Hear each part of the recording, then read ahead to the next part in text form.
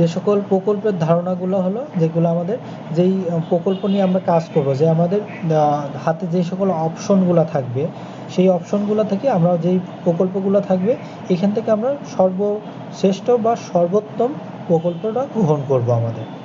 তো দেখো, ব্যবসা প্রতিষ্ঠান যে সকল দীর্ঘমেয়াদী প্রকল্প বিনিয়োগ সিদ্ধান্ত গ্রহণ করে তাদের মধ্যে একটি আরেকটি থেকে আলাদা, কারণ এক একটা প্রকল্প কিন্তু একটা আলাদা। কারণ দেখো, একটা হলো আমি ধরো ফলের ব্যবসা করতে পারি, এই প্রকল্প নিয়ে একটা কাজ করতে পারি, এটা আলাদা। আবার গার্মেন্টসের ব্যবসা নিয়ে কাজ করতে পারি, এটাও আমাদের আলাদা একটা প্রকল্প। আবার মাছের চাষ করতে পারি, সেটাও আমাদের আলাদা একটা প্রকল্প।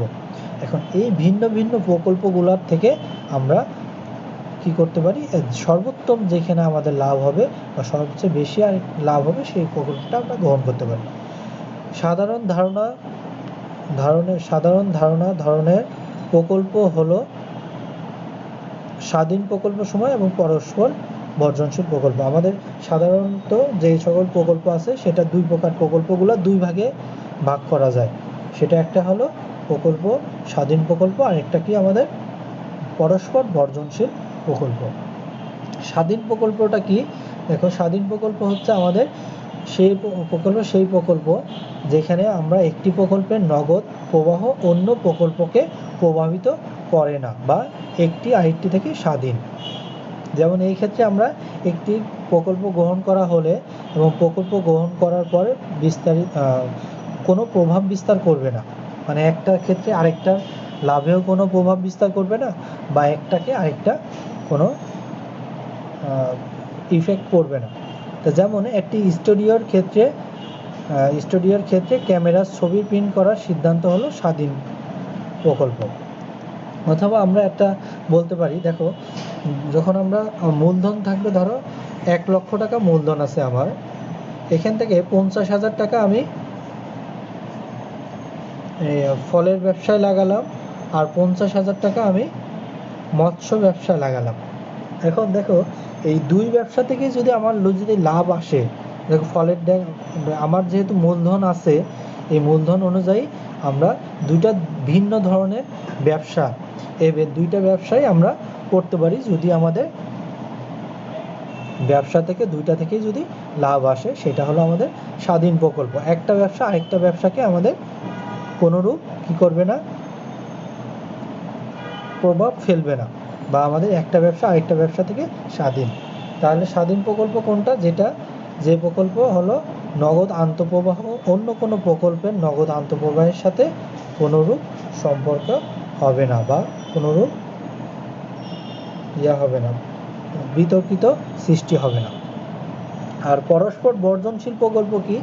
পরস্পর বর্জনশীল প্রকল্প হলো সেই প্রকল্প যেখানে একটি আরেকটির ক্ষেত্রে প্রতিযোগিতা করে এবং একটি প্রকল্প গ্রহণ করলে অন্য প্রকল্পটি অবশ্যই কি করতে হবে, বাতিল করতে হবে। যেমন ধরো, তোমার ফ্রিজের দরকার আছে, এখন একটি দোকানের জন্য ফ্রিজের দরকার আছে। এখন ফ্রিজ, ধরো ওয়ালটনের ফ্রিজ আছে, মার্সেলের ফ্রিজ আছে এবং সিঙ্গারের ফ্রিজ আছে, এলজি কোম্পানির ফ্রিজ আছে।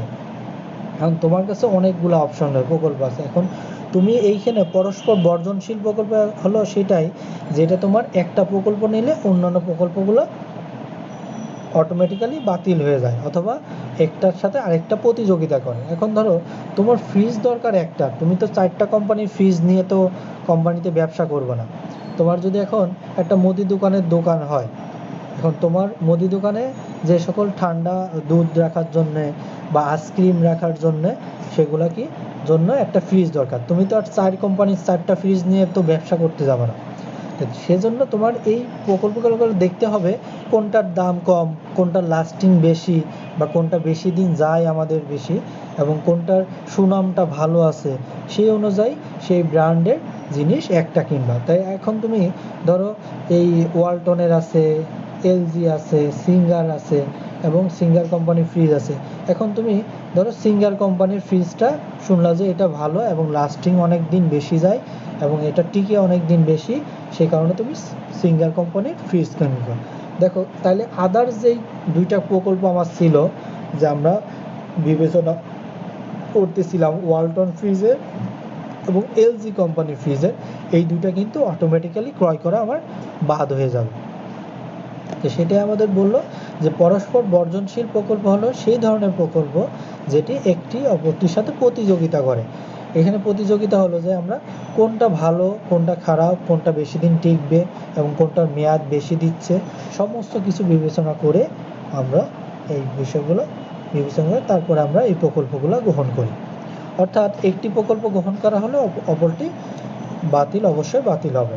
এবং তারপরে দেখো পরস্পর বর্জনশীল প্রকল্পের সিদ্ধান্ত গ্রহণের ক্ষেত্রে শুধুমাত্র একটি প্রকল্প গ্রহণ করা হয় এবং অন্যান্যগুলো বাতিল হয়ে যায়। যেমন আমরা আমাদের যেই 3টা প্রকল্প ছিল, ওয়ালটন প্রকল্প, এলজি প্রকল্প এবং কি আছে সিঙ্গার প্রকল্প, এইখান থেকে আমরা একটা কিনলাম, কেনার পরে অন্যান্যগুলো অটোমেটিক্যালি বাদ হয়ে গেল। যেমন একটি প্রতিষ্ঠানে একটি মেশিন ক্রয় করার সিদ্ধান্ত গ্রহণ করা হয়েছে, কিন্তু বাজারে এই উদ্দেশ্যে আমাদের পূরণের জন্য 3টি ব্র্যান্ডের মেশিন আছে। এখন উক্ত 3টি ব্র্যান্ডের সব দিক বিবেচনা করে একটি মেশিন ক্রয় করা হলো, আর অন্য 2টির সিদ্ধান্ত আপনা বাতিল বলেই গণ্য হবে। বুঝতে পারলে যে আমাদের দরকার ধরো একটা সেলাই মেশিন, ধরো তুমি গার্মেন্টসের ব্যবসা করবা বা একটা দোকানে কাজ করবো, ওইখানে ধরো দরকার আছে একটা সেলাই মেশিনের দরকার আছে। এখন বিভিন্ন কোম্পানির বাজারে সেলাই মেশিন আছে, কারণ সেই থেকে তুমি একটা ব্র্যান্ডের সেলাই মেশিন কিনলে অন্যান্য 2টা অটোমেটিক্যালি বাদ হয়ে যাবে। তাহলে সেই ক্ষেত্রে আমাদের সেটা পরস্পর হবে। তাহলে এই 2টা বুঝতে পারলে তো, পরস্পর স্বাধীন প্রকল্প এবং পরস্পর বর্জনশীল প্রকল্প। যে 2টা স্বাধীন প্রকল্প কোনো প্রকল্পের উপর নির্ভর করে না, 2টাই আলাদা আলাদা প্রকল্প, যে কোনোটার সাথে প্রভাবিত হয় না, সেটা হলো আমাদের স্বাধীন প্রকল্প। আর পরস্পর বর্জনশীল প্রকল্প কি, আমাদের যেটা একটি প্রকল্প গ্রহণ করলে অন্য প্রকল্প অটোমেটিক্যালি বাদ হয়ে যায়, এটা হলো পরস্পর বর্জনশীল প্রকল্প। এরপর দেখো প্রকল্পের শ্রেণী বিভাগ।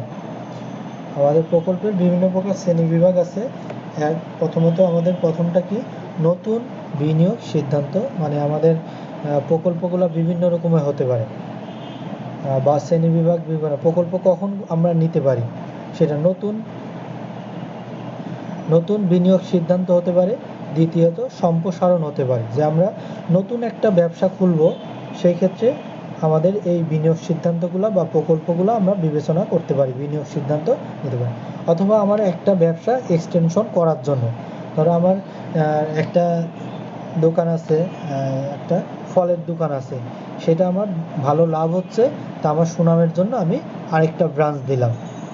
অথবা তোমার এই যে সিঙ্গার ফ্রিজের সুনাম আছে ভালো, তো দেখো এখানে তোমার এলাকার মধ্যে যেখানে আছে শান্তিনগরে, সেখানে একটা ভালো সিঙ্গার কোম্পানি ভালো চলতেছে, তো সেই সুনামের উপর সম্প্রসারণে দেখো আমাদের ব্যবসা ভালো চলতেছে, তার উপর নির্ভর করে আরেকটা ব্যবসা সম্প্রসারণের জন্য বা বৃদ্ধি করার জন্য আরেকটা দোকান আমরা দিলাম সেখানে। তো সেক্ষেত্রে আমরা সম্প্রসারণের জন্য এই প্রকল্প বিবেচনা করতে হবে, সেখানে কতজন কাস্টমার আছে তার উপর বিবেচনা করে আমাদের এটা বিশ্লেষণ করতে হবে। তারপরে দেখো আমাদের কি আছে, সম্পত্তি প্রতিস্থাপন বা পুনঃস্থাপন। এবং ধরো একটা অবশ্যই নির্ধারণ করি একটা সম্পত্তির উপর, যে মেশিনটা আমি ক্রয় করলাম এটা যাবে ধরো 5 বছর, তো 5 বছর পরে তো আমার কি লাগবে, সেই সম্পত্তিটা রিপ্লেস করা লাগবে। তো সেই ক্ষেত্রে আমাদের সেই 5 বছর পর্যন্ত চলার পরে তারপরে যে মেশিনটা বা দীর্ঘমেয়াদী সিদ্ধান্ত নেব, তার জন্য আমাদের প্রকল্পের শ্রেণী প্রকল্প বা দীর্ঘমেয়াদী অর্থায়নটা, মূলধন বাজেটিংটা প্রয়োজন। এখন দেখো নতুন বিনিয়োগ সিদ্ধান্ত, যেটা নতুন ব্যবসা শুরু করতে গেলে স্থায়ী সম্পত্তির প্রয়োজন, যেমন জমি, দালান কোঠা, যন্ত্রপাতি, আসবাবপত্র ইত্যাদি ক্রয় করতে হয়। উদাহরণস্বরূপ একটি ফটোকপি ও কম্পোজের দোকানের মালিককে তার ব্যবসা শুরু করার সময় ফটোকপি মেশিন ও কম্পিউটার ক্রয়ের সিদ্ধান্ত নিতে হয়। তাহলে একটা ফটোকপি মেশিন যখন আমার কম্পোজের দোকান দেব, সেখানে আমাদের কি লাগবে, প্রথমে একটা ফটোকপি মেশিন মাস্ট লাগবে, আর একটা কম্পিউটার লাগবে। কম্পিউটারের মাধ্যমে আমি কম্পোজ করব বা বিভিন্ন লেখালেখি করব, তার মাধ্যমে ক্রয় সিদ্ধান্ত নিতে হবে। এবং অনুরূপভাবে বড় ব্যবসা প্রতিষ্ঠানের জন্য যেমন জমি, দালান কোঠা, কারখানা, নির্মাণ ব্যয় ইত্যাদি সিদ্ধান্তগুলো নিতে হয়। এবং যে কোনো ব্যবসা প্রতিষ্ঠানের প্রতিষ্ঠানের এইসব সম্পত্তি ক্রয় সিদ্ধান্ত গ্রহণের ক্ষেত্রে মূলধন বাজেটিং প্রয়োগ করতে হয়। প্রতিটা ক্ষেত্রে আমাদের এই মূলধন বাজেটিংটা খুবই গুরুত্বপূর্ণ। ছোট ব্যবসা থেকে শুরু করে মাঝারি ব্যবসা এবং বৃহদায়তন যে সকল ব্যবসাগুলো আছে সেই ব্যবসাগুলোতে আমাদের এই মূলধন বাজেটে খুব গুরুত্বপূর্ণ। এরপরে 2 নম্বরে কি আছে আমাদের সম্পত্তি ও প্রতিস্থাপন আছে। তাহলে দীর্ঘদিন ব্যবহারের ফলে অথবা প্রযুক্তিগত পরিবর্তনের ফলে প্রতিষ্ঠানের বর্তমান সম্পত্তিকে পুনঃস্থাপন ও প্রতিস্থাপনের প্রয়োজন পড়ে। যেমন একটা মেশিন অনেক দিন চলতে পারে, অনেক দিন চলতে চলতে সেটা জরাজীর্ণ বা নষ্ট হয়ে যেতে পারে। আবার যে সকল ইলেকট্রনিক্স পণ্যগুলো আছে সেটা কিন্তু দিনে দিনে সেটা আপডেট হয়। যেমন একটা মোবাইল ক্রয় করলে সেই মোবাইলটা কিন্তু কয়েকদিন পরে আবার নতুন একটা ভার্সন আসে, তার আপডেট হয়, নতুন ফিচার যোগ হয়, নতুন কার্যাবলী হয়। যেমন একটা ল্যাপটপ যদি আমরা ক্রয় করি, যত দিন যাচ্ছে তত আমাদের প্রয়োজনে বা আমাদের ইলেকট্রনিক্সের জিনিসপাতিগুলো হচ্ছে। এরকম সমস্ত টেকনোলজিগুলো ব্যবহার করার জন্য আমাদের এই মূলধন বাজেটিংটা ব্যবহার করা হয়। যেমন পূর্বে ব্যবহার করা হতো ডেস্কটপ কম্পিউটারের জন্য একটা মনিটর লাগবে, একটা সিপিইউ লাগবে, তারপর কিবোর্ড লাগবে, মাউস লাগবে। অথচ এখন ওইটা ক্যারি করতেও এক জায়গা থেকে আরেক জায়গায় ক্যারি করতে অনেক অসুবিধা। এখন সেটার অসুবিধা দূর করার জন্য এখন দেখো ল্যাপটপ অনেক চলে আসছে। এখন ল্যাপটপ আসার পরে এখন কয়দিন পরে কোরাই 3 ছিল, কোরাই 5 হলো, কোরাই 7 আসছে, কোরাই 9 আসছে, 10 আসছে। এইভাবে করে আমাদের আপডেট পণ্যগুলো বা আপডেট যে সকল জিনিসগুলো সেগুলো আসছে। এখন যুগের সাথে তাল মিলিয়ে তোমার ব্যবসাগুলো যদি পরিচালনা করতে হয় তাহলে সেই ক্ষেত্রেও তোমার এই সকল পুরাতন জিনিসের বা পুরাতন যে সকল জিনিসপাতি আছে বা ব্যবসা বাণিজ্যের ক্ষেত্রে সেগুলো আপডেট করতে হয়। বুঝতে পারছো? তাহলে এই ছাড়া এই আধুনিক পুরাতন জিরার জন্য বা অপ্রচলিত যন্ত্রপাতি পুনঃস্থাপন বা প্রতিস্থাপনের প্রয়োজন হয় এবং এই ধরনের প্রকল্প ও প্রস্তাবসমূহ প্রকল্পের মূলধন বাজেটিংয়ে খুব কার্যকরী ভূমিকা রাখে। উদাহরণস্বরূপ একটি এবিসি কোম্পানির তাদের পুরাতন মেশিনটি দীর্ঘদিন ব্যবহারের ফলে একটি নতুন মেশিন ক্রয়ের সিদ্ধান্ত নিলে এটা আমাদের মূলধন বাজেটিংয়ের মধ্যে অন্তর্ভুক্ত এবং প্রকল্পের শ্রেণীবিভাগ বিভিন্নভাবে আমরা প্রকল্প। এখন সেই সকল মেশিনের মধ্যে কোন মেশিনটা ভালো হবে, কোন মেশিন বেশি লাস্টিং হবে, কোন মেশিন আমাদের কোম্পানির জন্য সুনাম বেশি ভালো হবে, সেই ক্ষেত্রে আমরা সেই সিদ্ধান্তগুলো গ্রহণের জন্য এই মূলধন বাজেটিং সিদ্ধান্তগুলো আনা হয়। এরপরে সর্বশেষ কি আমাদের সম্প্রসারণ কি, যে ব্যবসায় সম্প্রসারণের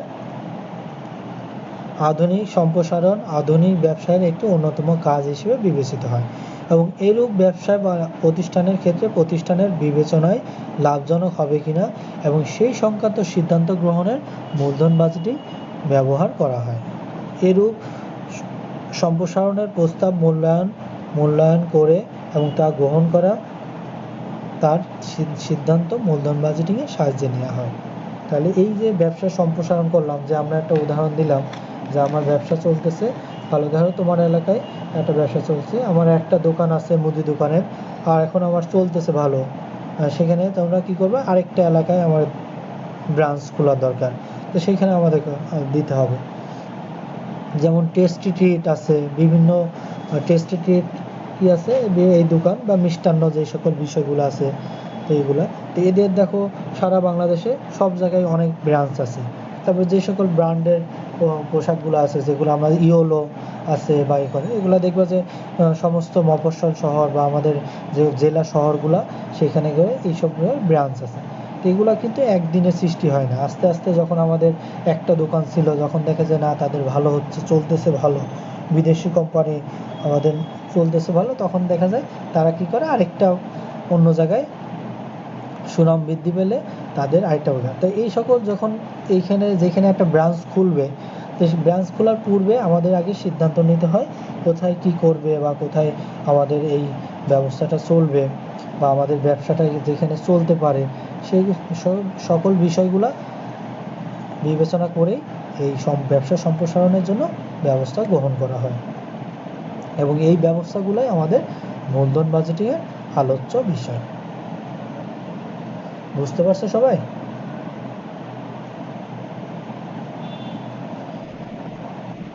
আচ্ছা, তারপরে আমাদের কি আছে দেখো, 8.4-এ আছে মূলধন বাজেটিংয়ের প্রক্রিয়া, ধাপ বা পদক্ষেপ। এর প্রথম ধাপ বা প্রক্রিয়াগুলো কি কি আমাদের?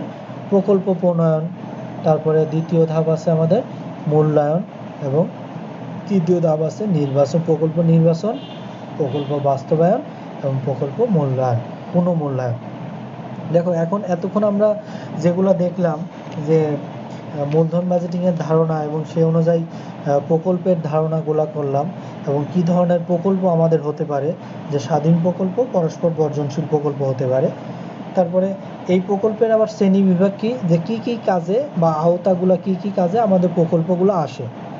তো এখন নতুন বিনিয়োগ সিদ্ধান্ত হতে পারে, তারপরে সম্পত্তি পুনঃস্থাপন বা প্রতিস্থাপন, এবং সম্পত্তি সম্প্রসারণ, ব্যবসার সম্প্রসারণ, এগুলো আমাদের প্রকল্পের ক্ষেত্রে এই প্রকল্পগুলো বা মূলধন বাজেটিংগুলো ব্যবহার করা হয়। এখন এই প্রকল্পগুলো যখন একটা সিদ্ধান্ত নেব বা মূলধন বাজেটিংয়ের একটা, যে আমরা এই প্রকল্পটা গ্রহণ করব, ধরো ABC 3টা প্রকল্প আছে, এই 3টা প্রকল্প থেকে যখন আমরা সর্বোত্তম প্রকল্পটা গ্রহণ করব, কি প্রসেসে বা কোন ধাপে আমরা এই প্রকল্পগুলো গ্রহণ করব, সেই ধাপগুলো, প্রথম ধাপ হলো, এই ধাপগুলো একটার পরে একটা আসে, এটা কিন্তু উলট পালট করলে হবে না, বা একটার থেকে আরেকটা পয়েন্টগুলো চেঞ্জ করা যাবে না। এই ধাপগুলোর প্রথম ধাপ হলো প্রকল্প প্রণয়ন। প্রকল্প প্রণয়নটা আমাদের কি? দ্বিতীয় ধাপ হলো প্রকল্প মূল্যায়ন করতে হবে। আমরা প্রকল্প যখন কি কি প্রকল্প আমাদের আছে, 2-3টা ABC 3টা প্রকল্প আছে, এই 3টা প্রকল্প আমাদের প্রণয়ন করতে হবে। তারপর প্রকল্পগুলো মূল্যায়ন করব কি, কোনটার থেকে আমাদের বেশি লাভ আসবে, যে আমরা বিভিন্ন সূত্রের সাহায্যে মূলধন বাজেটিং যে সকল টেকনিকগুলো আছে, সেই সকল টেকনিকগুলোর মাধ্যমে আমরা মূল্যায়ন করব কোনখান থেকে আমাদের সবচেয়ে বেশি লাভ আসতেছে। এবং তারপরে কি করব, আমরা প্রকল্প নির্বাচন করব। কিভাবে? যে আমাদের এই 3টার থেকে আমাদের যেটা সবচেয়ে বেশি লাভ হবে সেটা আমরা নির্বাচন করব। তারপরে প্রকল্প বাস্তবায়ন করব, যে আমরা নির্বাচন করার পরে ওই প্রকল্পে আমরা বাস্তবায়ন, মানে ওইখানে আমরা বিনিয়োগ করব এবং সেই অনুযায়ী কাজগুলো করব।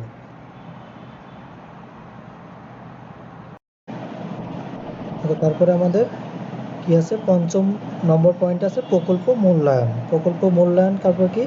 পুনঃমূল্যায়ন, যে আমাদের এই নির্বাচন করলাম যেই প্রকল্প এবং বিনিয়োগ করলাম যেই প্রকল্পের মধ্যে, সেটা কি আসলে সর্বোত্তম হলো কি না, সেটা পুনঃমূল্যায়ন করব, তার মাধ্যমে নির্ধারণ করব। দেখো, প্রথম পয়েন্টটা আমাদের কি, সেটার প্রকল্প মূল্যায়ন হলো আমাদের, যে মূলধন বাজেটিংয়ের প্রথম ধাপ হলো আমাদের প্রকল্প প্রণয়ন এবং প্রকল্প প্রস্তুতকরণ, যে আমাদের যে কি কি প্রকল্পগুলো হতে পারে বা আমরা কি কোনখানে বিনিয়োগ করতে পারি সেগুলা।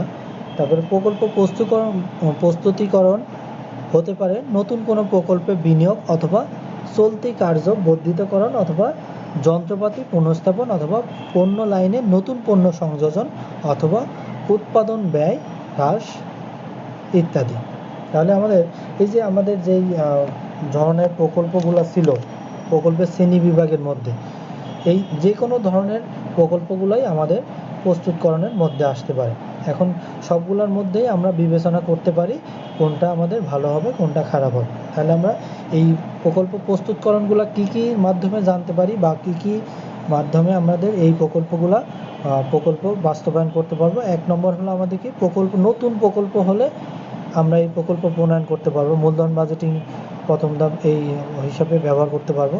তারপর চলতি কার্যমাত্রা বৃদ্ধি, মানে আমাদের কাজের পরিধিটা আরও বাড়ানোর জন্য বা সম্প্রসারণ করার জন্য এটি ব্যবহার করতে পারি।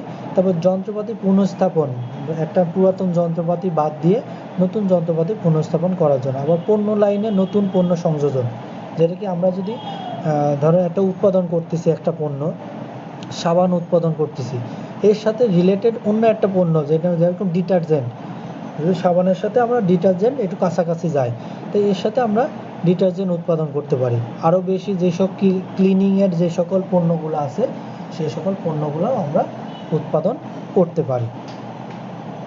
বা প্রকল্প গ্রহণ করার মাধ্যমে সে করতে পারি। নতুন পণ্য সংযোজন, আবার করতে পারি কি উৎপাদন ব্যয় হ্রাস করার জন্যও এই প্রকল্প প্রণয়ন বা প্রস্তুতকরণ আমরা করতে পারি এই কাজগুলো।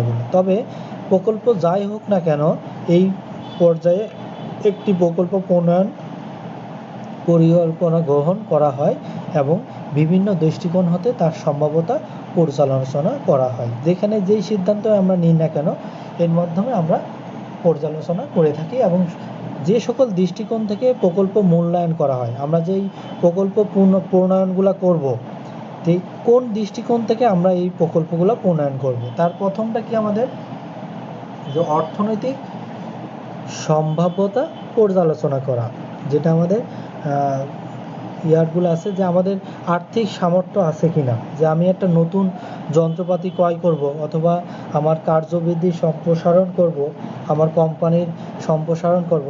তো এই ক্ষেত্রে আমার সবচেয়ে প্রথম প্রয়োজন কি, আর্থিক যে বিষয়গুলো, যে আমার যে টাকা অর্থ আছে সেটা পর্যাপ্ত পরিমাণ আছে কিনা সেটা আগে বিবেচনা করতে হবে।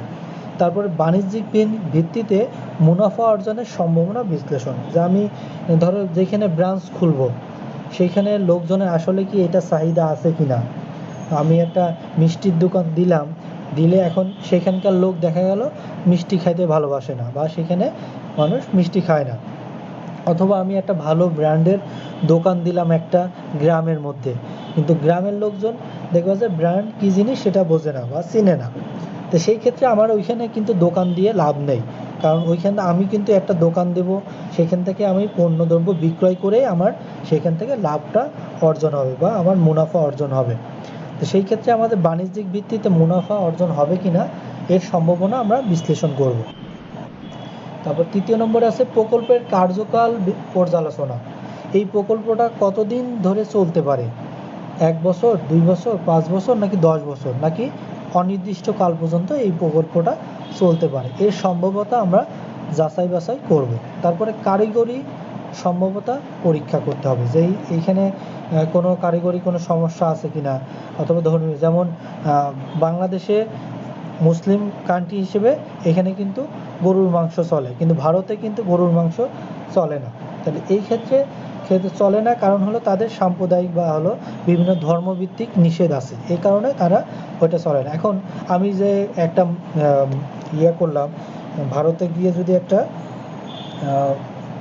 মাংস ম্যানুফ্যাকচারিং কোম্পানি করে ফেললাম, তো সেইখানে করলে কিন্তু আমাদের সেই জিনিসটা চলবে না।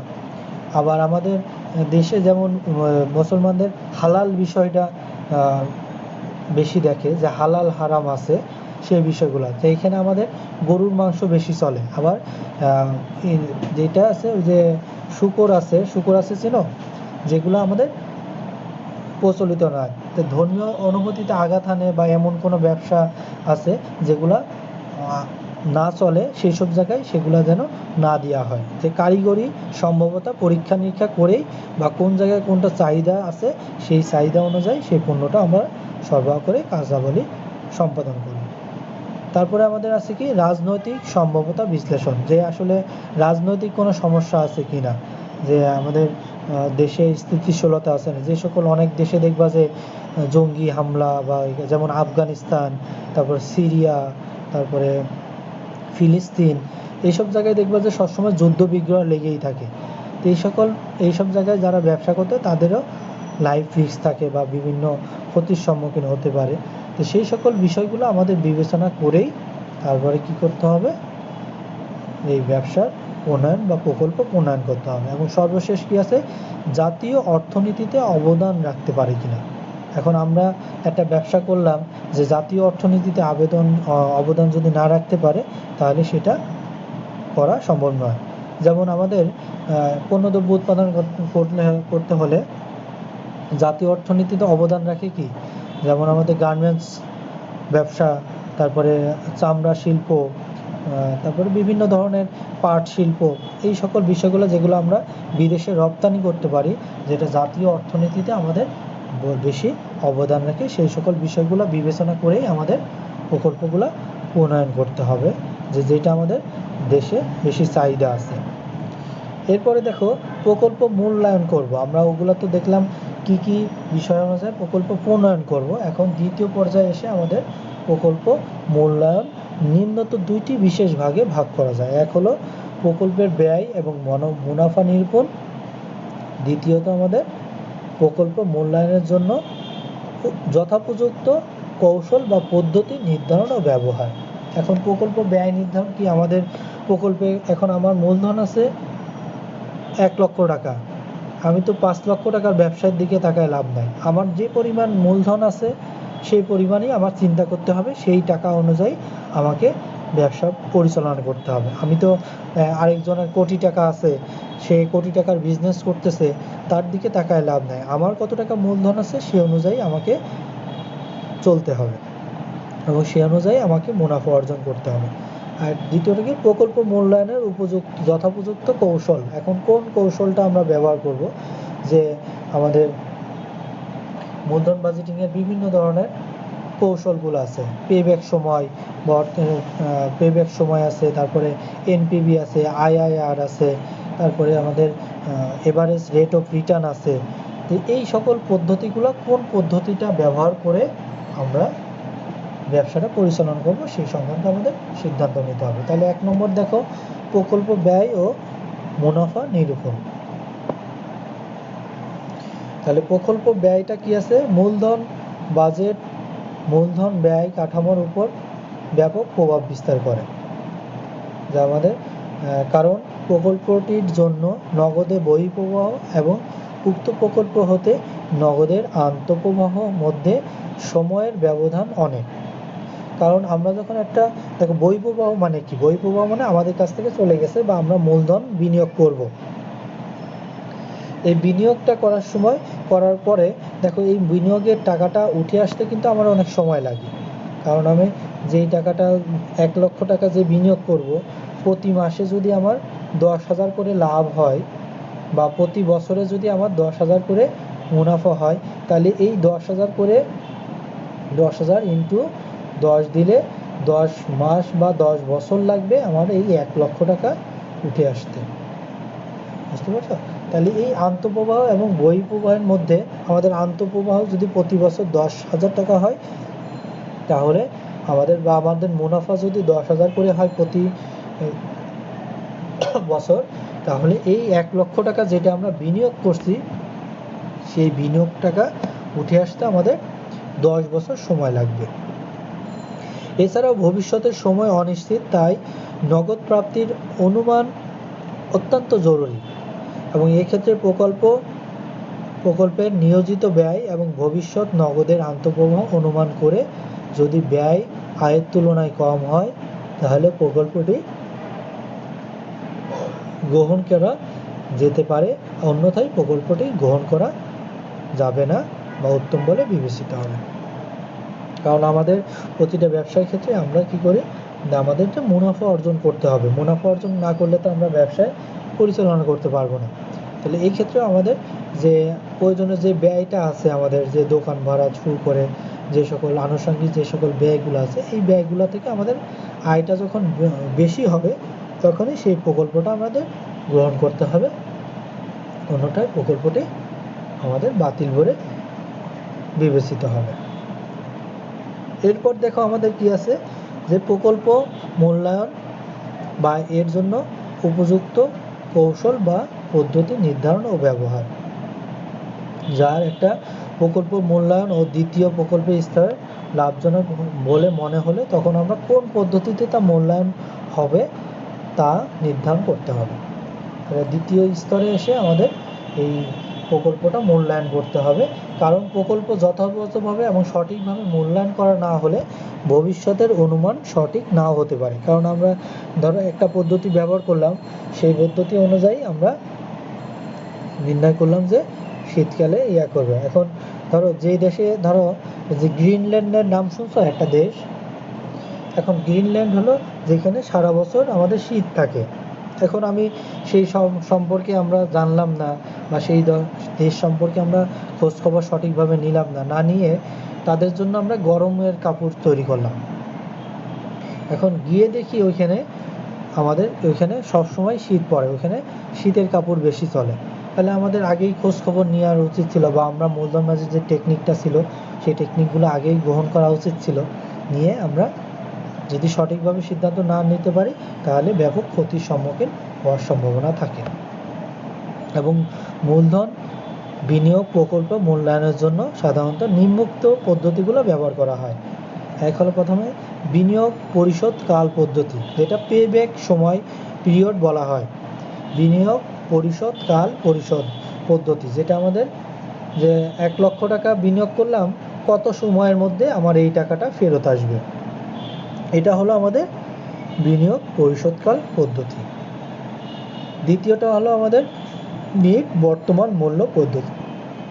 এটা হলো যতগুলো আমাদের আন্তঃপ্রবাহ আসবে, ধরো প্রতি বছর আমাদের যদি 10,000 টাকা আসে, এই আন্তঃপ্রবাহের বর্তমান মূল্য যেটা আছে সেখান থেকে তার যোগফল বাদ হবে, বই ফেরত বাদ হবে, বই ফেরত বাদ দিলে যে মূল্যটা আসবে তাকে বলা হয় নিট বর্তমান মূল্য।